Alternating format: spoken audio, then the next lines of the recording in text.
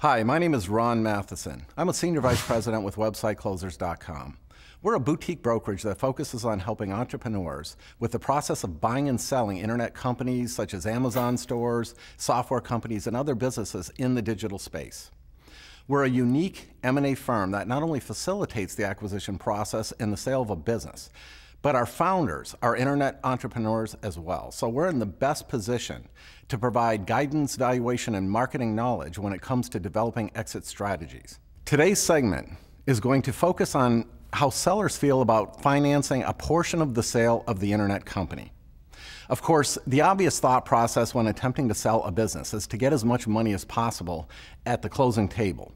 This clearly reduces the risk to zero of not receiving the entire purchase price. Business owners are usually wary of taking a promissory note from a buyer because even though they will go through the due diligence process together, it's impossible to know how the buyer might perform in the future. And even if the buyer is likely to do well as a website operator, it's impossible to know how the internet sector might change in the coming years. Now, these issues bring trepidation to the thought process of an owner, and we deal with these trepidations every day. So we thought we would bring up a few points that both buyers and sellers of e-commerce and internet companies should think about. By far, the vast majority of website purchases are performed with some form of bank financing, and very few banks will fund a website acquisition without backing from the SBA.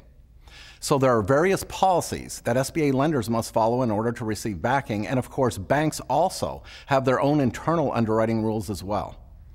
Most banks will require that the seller of a business underwrite a portion of the sale, so it usually must be a part of the transaction. As a seller of an online business, when preparing an exit strategy, it is best to plan on a portion of the sale of the business to come over time in the form of a promissory note. It's important to note that promissory notes between the buyer and seller must take a second security position to the primary bank loan, and usually the bank will prohibit payments on the secondary notes for a period of time after the sale. And based on this, when we talk to sellers about owner financing, we generally focus on the following bullet points. Owner financing is usually a way to make a buyer feel more confident with the transaction because both buyer and seller have skin in the game. If there's no owner financing, the seller would be less likely to help in times of need. Second, owner financing is a good way for buyers to minimize the down payment so that the business can pay for as much of the purchase price as possible over time. And by having extra cash on hand, it's easy to deal with hard times when cash flow might be tight. Third, owner financing is oftentimes a negotiable touch point. In transactions, and usually it will have an effect on the overall purchase price. The percentage of owner financing in a deal can cause a purchase price to fluctuate during negotiations since the owner is taking an additional risk. Next, an owner financing can sometimes be a good thing from a tax standpoint. And it's usually a good idea to talk to a tax professional to identify what, if any, tax-related benefits could potentially arise from owner financing a portion of the purchase price. There are a number of ways for an owner to finance a portion of the sale of their business, but the most common are promissory notes, earnouts, and escrow arrangements. Now, promissory notes are the most common.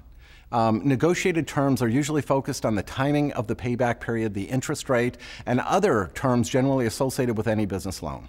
Clearly, the more that is financed via a promissory note and the longer the payback period, the more risk is involved. But when a business is difficult to sell, whether due to purchase price or constraints or other issues, owner financing can sometimes be the difference between a successful sale and an unsuccessful one.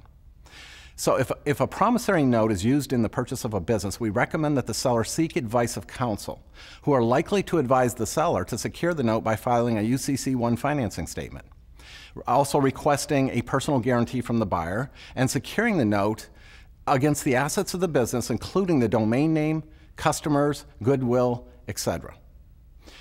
Earnouts are another form of owner financing, and they can be performance or non-performance based. If performance-based, usually certain metrics are agreed to between buyer and seller, and the business must achieve these metrics in order to be paid. Non-performance-based means that the seller gets paid regardless of sales performance. Now, earnouts can be used to boost the purchase price of a business without affecting the 75-25% split requirement of the SBA/bank.